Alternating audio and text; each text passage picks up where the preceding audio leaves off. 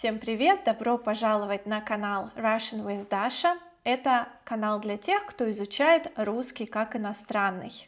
В этом видео мы будем говорить достаточно естественно, в естественном темпе, в нормальном темпе, поэтому если вы понимаете не все, рекомендую вам включить субтитры. Сегодня у меня в гостях Ира с канала «О русском по-русски». Привет, Ира! Привет, Даша! Всем привет! Большое спасибо за приглашение. Да, большое спасибо, что присоединилась. Сегодня мы с Ирой будем делиться историями, которые произошли с нами, пока мы учились в школе. Ира, скажи, пожалуйста, были ли в вашей школе какие-нибудь интересные мероприятия?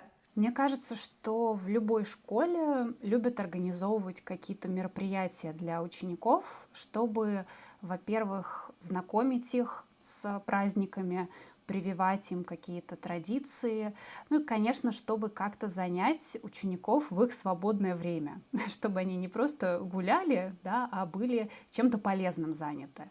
Поэтому, несомненно, начиная с младшей школы, да, с начальной школы мы организовывали какие-то концерты. Сначала, конечно, не мы, сначала это делали родители, учителя.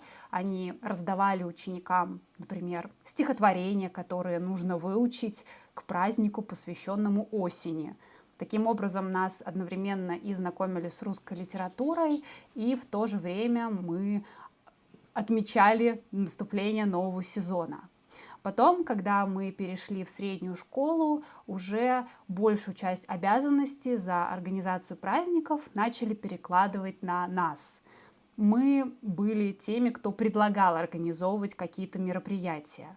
Например, нам очень нравилось делать какие-то сценки, то есть как театр, для Нового года, для новогодних праздников. И мне кажется, что самый такой запомнившийся мне праздник в школе — это как раз Новый год. И это было, если я не ошибаюсь, в 10 классе. И мы организовывали сценку, такое представление, посвященное новогодней тематике, но мы включали туда разных традиционных русских героев сказок.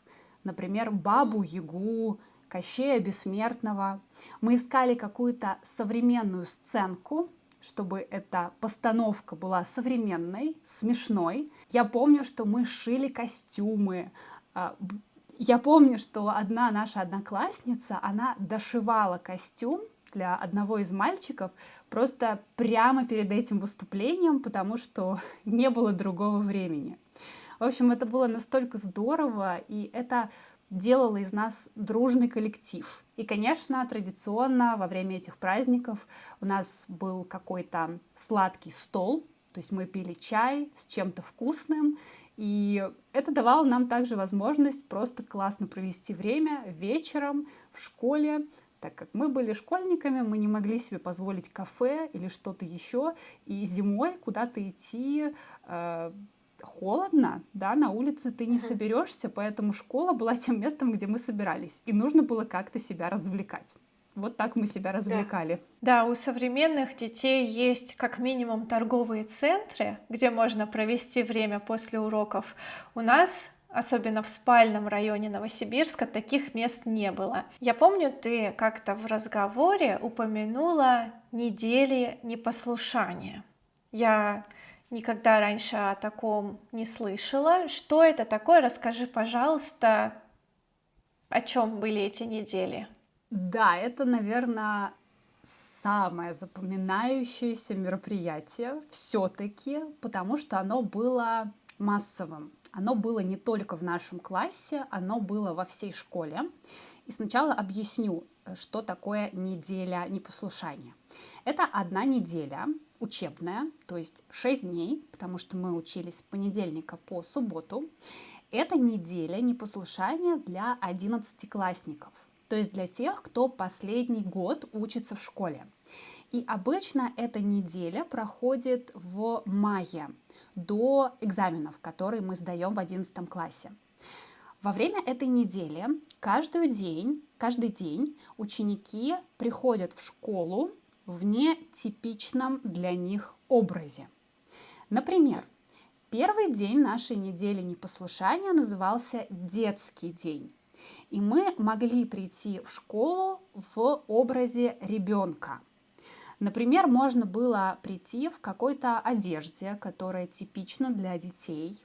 Можно было прийти с какой-то мягкой игрушкой или с любой другой игрушкой. Сделать прическу, которую делают дети. Например, многие девочки были с 2 хвостиками или с 2 косичками. И весь день мы на переменах, то есть между уроками, ведем себя как дети. Мы играем, может быть, что-то еще делаем, что типично для детей. Я не помню точно порядок дней, но, по-моему, второй день у нас был посвящен домашней теме, и мы пришли в школу в пижамах. Это было очень смешно, и это было классно, правда. Учителя восхищались нашим креативом, мы восхищались креативом друг друга, потому что каждый придумывал какие-то необычные костюмы. Потом еще у нас был день, посвященный стилягам. Стиляги — это субкультура в 50-х, 60-х годах. Может быть, Даша, ты покажешь на экране, как выглядели стиляги. У них такие яркие наряды. В школу мы оделись также. Плюс мы включали музыку, которая характерна для этого времени. Мы танцевали. Потом еще у нас был день мафии. Мы пришли в школу одетые как члены мафии. По-моему, был еще день, посвященный пионерам. Все приходили в школу с красными галстуками. Не помню, что мы делали в этот день, какие у нас были активности. Это было просто потрясающе. Развлекалась вся школа, не только 11-классники. Все фотографировались с людьми, у которых были какие-то оригинальные костюмы. Учителя тоже фотографировались. В общем, это было классно. Я не знаю, продолжается ли эта традиция сейчас, потому что директор школы поменялся, может быть, это запретили. Не знаю, но я бы не запрещала это, потому что это было так здорово. Это такое воспоминание на всю жизнь. Было ли у вас что-то похожее? К сожалению, нет, и я согласна с тобой, считаю, что это очень крутая традиция, особенно за неделю до экзаменов. Студентам, школьникам можно по полной оторваться, да, сбросить напряжение и подготовиться морально к тому, что они проводят последние дни в своей школе. Мне кажется, это очень классно, и я бы хотела в своей школе такую традицию. Но у нас такого не было. Я помню, что у нас были разные школьные праздники, в которых я всегда участвовала, потому что я любила петь. И когда мы были во 2 классе, то есть нам было 8 лет, у нас был конкурс среди учениц классов одной параллели. То есть я была в классе 2Б, девочки из 2А, 2В, 2Г участвовали, и это был праздник Королева осени. Это было очень забавно. Это был конкурс, в котором мы должны были спеть песню, станцевать, показать интересный наряд. Да, Королева осени должна быть в красивом наряде. Точно помню, что я пела песню «От улыбки станет всем светлей», и я очень весело танцевала, но, к сожалению, так как мы с мамой не очень хорошо мастерили, мы сделали очень простой наряд, мы просто пришили осенние листья к моему платью, и у другой девочки был наряд намного красивее, намного шикарнее, чем мой, поэтому я не заняла 1-е место, но я получила номинацию «Мисс Веселые ножки» за то, как я резво танцевала. Но когда я училась уже в техническом лицее, и там все были очень серьезные, некоторые ребята играли в «Что, где, когда». Я знаю, что ты тоже участвовала в этой игре. Расскажи, пожалуйста, что это за игра и в чем ее суть? Ой, я сразу скажу, что эта игра вообще очень сильно изменила мою жизнь. Наверное, можно сказать так. Но сначала расскажу, что это за игра. Вообще, это телевизионная игра. То есть это программа, которую показывают по телевизору. Она называется «Что, где, когда», или коротко ее называют ЧГК. И суть этой игры в том, что командам задают сложные вопросы. Обычно в программе, которую показывают по телевизору, эти вопросы задают телезрители. То есть зрители придумывают сложные вопросы для команд. И команда должна путем обсуждения прийти к решению этого вопроса и сказать, какой ответ на этот вопрос. И таких вопросов несколько. Побеждает та команда, которая ответила правильно на большинство вопросов. Это вопросы из вообще любой сферы, абсолютно. История, литература, технологии, абсолютно любая. В нашей школе однажды решили провести такую игру. Оказалось потом, что в нашем городе есть люди, которые профессионально этим занимаются, но об этом я узнала уже позже. Нам предложили поучаствовать в этой игре, и меня, как старосту класса, староста — это ученик, который помогает учителю, да, немножко организовывает класс, сообщает обо всех объявлениях. Меня как старосту... Я тоже была старостой. Да, мне кажется, постоянно была старостой. Меня попросили собрать команду, то есть 6 человек из нашего класса, кто как команда примет участие в этой игре от нашего класса. И я, как хорошая девочка, как отличница, выбрала всех самых умных людей в нашем классе, но мой аргумент, почему они должны пойти со мной, был такой: хотите прогулять урок русского языка? То есть хотите пропустить урок русского языка? Можем пойти поиграть в «Что, где, когда» в кабинете химии. И все таки да, с радостью. И мы выиграли. И мы поняли, как это классно и как это интересно. И, кстати, одним из членов команды был мой будущий муж. Это первый шаг к тому, почему «Что, где, когда» эта игра изменила мою жизнь.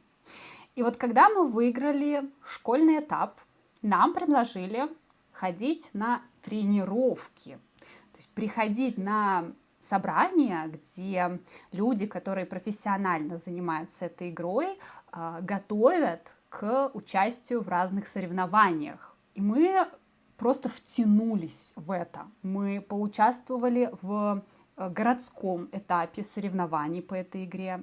Все. Вот мы нашли дело, которое, во-первых, нас сплотило. Мы стали очень дружной командой. Мы ездили на соревнования в другие города. Мы ездили в Краснодар, в Уфу, в Ростов-на-Дону. И благодаря вот этим тренировкам, тому, что мы часто виделись, мы начали общаться с моим будущим мужем.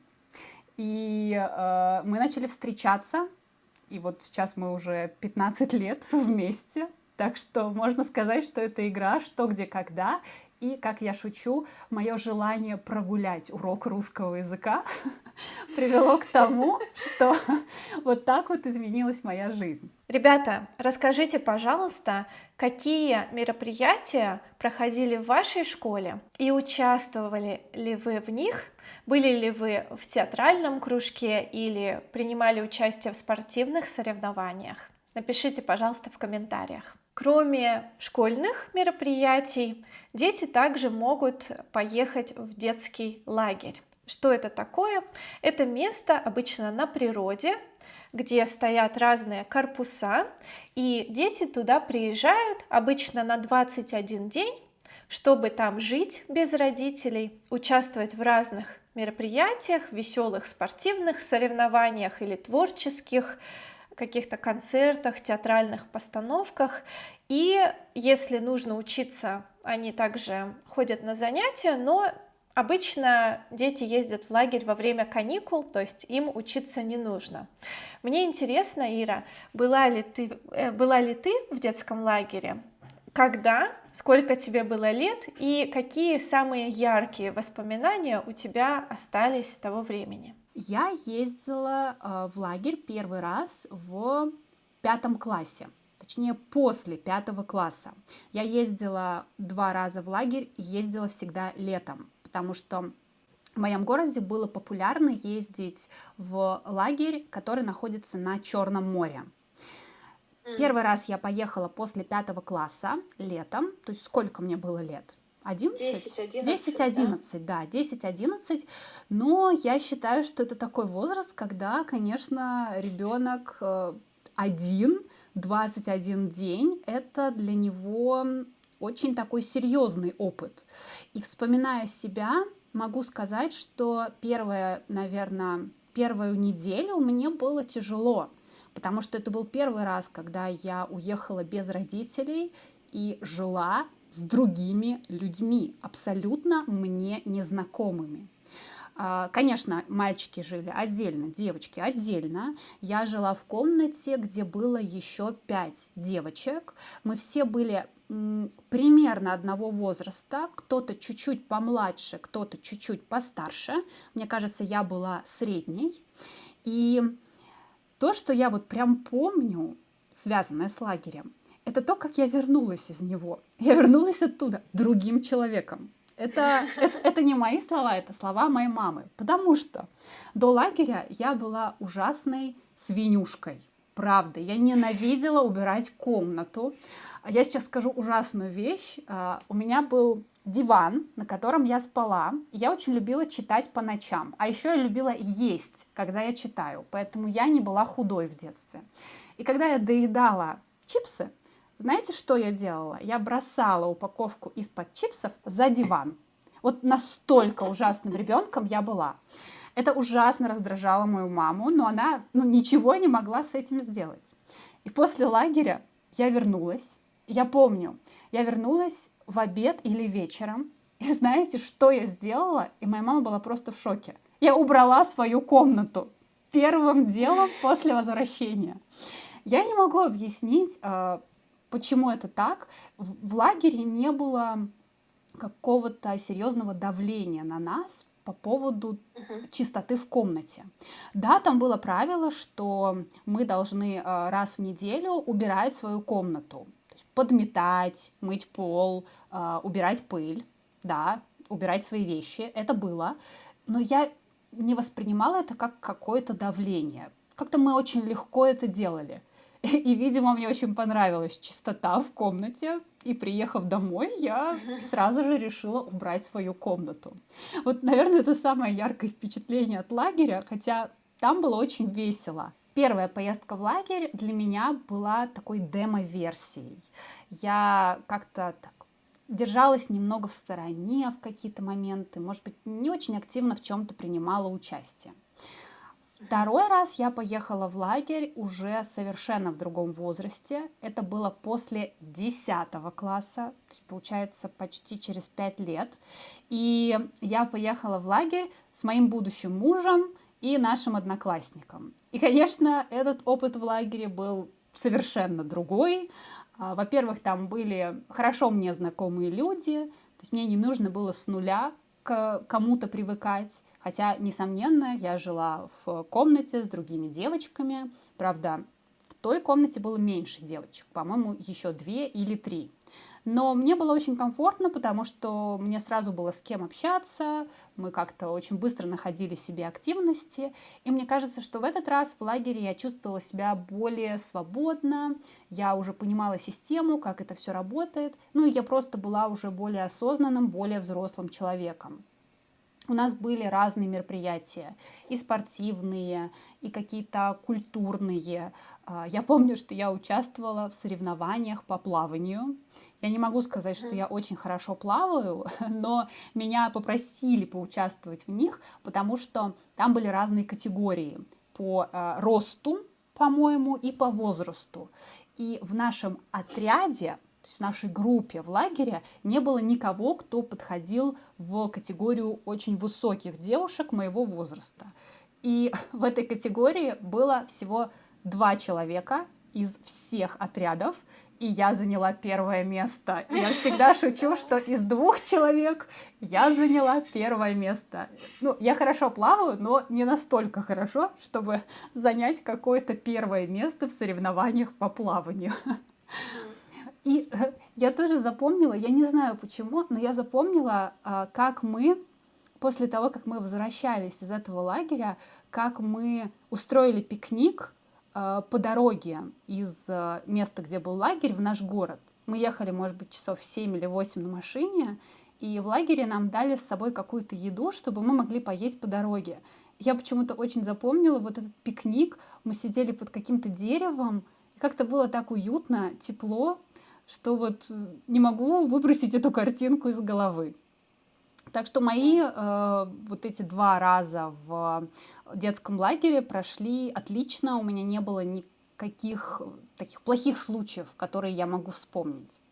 А как ты ездила в лагерь, если ты в нем была? Да, спасибо, что спросила. У меня, кстати, был похожий опыт. У меня тоже было 2 поездки в лагерь. В первую поездку я была очень скромной, стеснительной. Я туда ездила со своей подругой, и мы в основном общались вдвоем. У нас в комнате были еще девочки-близняшки, и еще, по-моему, 2 девочки. Одна себя сразу не очень красиво повела. Получается, в комнате несколько кроватей, шкаф, и в этом шкафу нужно было выбрать полку для себя. Так как я приехала одной из первых, я положила вещи, и потом, когда приехала последняя девочка, она просто взяла мои вещи, вытащила с этой полки, положила на нижнюю и мою полку заняла. И так как я была неконфликтным ребенком, я вообще не знала, как вести себя в этой ситуации. И, по-моему, мы с подругой просто попросили, чтобы нас переселили в другую комнату, где были уже доброжелательные, милые девочки. Но вот один момент, почему я об этом начала говорить, что лагерь — это не всегда веселье и радость. Там очень часто бывают конфликтные ситуации, особенно если детям 13-15 лет, каждый хочет быть лидером, показать, что он крутой, особенно если ребенок из какой-то, ну, скажем, неблагополучной семьи, где много агрессии, он может специально создавать конфликты, вызывать на конфликты других. Но я была спокойным ребенком, не агрессивным, и я даже не знала, как вести себя в таких ситуациях. Поэтому вот детский лагерь — это школа жизни, школа взросления, когда тебе нужно учиться, может быть, даже отстаивать свою позицию, защищать себя. Первая поездка мне не очень запомнилась. Я помню, что мы вот дружили с несколькими девочками, мы участвовали в соревнованиях, когда нужно было бегать по лагерю, выполнять какие-то задания, собирать очки, и потом считали, какая команда показала себя лучше. Я также помню дискотеки, и, конечно, все девочки влюблялись в разных вожатых. Чаще всего это были студенты, которые приезжали в лагерь, чтобы следить за отрядом, да, придумывать для них конкурсы, развлечения. И я как сейчас помню, этого мальчика звали Дима, ему, я думаю, было, может быть, 18 лет, очень симпатичный, и мы с подругой всегда на дискотеке, нам было 13 лет, мы всегда старались танцевать где-то рядом с этим вожатым, чтобы он обратил на нас внимание. Это так смешно, но потом мы даже узнали его номер телефона в телефонной книге. И я так хорошо запомнила его номер телефона, что это до сих пор один из моих паролей. Представляешь? Ничего себе! Мне сейчас очень стыдно, но, может быть, мы позвонили пару раз, взяла его мама, но так как это был парень старше нас, ему совершенно не было дела до молодых девчонок, и слава богу, я очень этому рада, но просто забавно, как обязательно кто-то влюбится, кто-то поругается, может быть, даже будет какая-то драма, девочка с мальчиком встречается, потом он уходит, начинает встречаться с другой девочкой, в общем, да, всегда это много эмоций, и, конечно, в конце обычно это называется... Как это называется? Свеча, огонек. Это финальный вечер перед отъездом, когда все собираются, обычно передают другому свечу. И вот в первой поездке я была одной из последних, кому передали свечу, потому что я не отсвечивала, да, я не была активным участником. А вот во второй поездке, я уже чуть-чуть была старше, на год, наверное, мне было 14, я как-то так комфортно себя чувствовала, что я была одной из активных девушек в нашем отряде. Я нарисовала наш логотип, да, у нас была команда, у нас был отряд, который мы назвали «Креветки».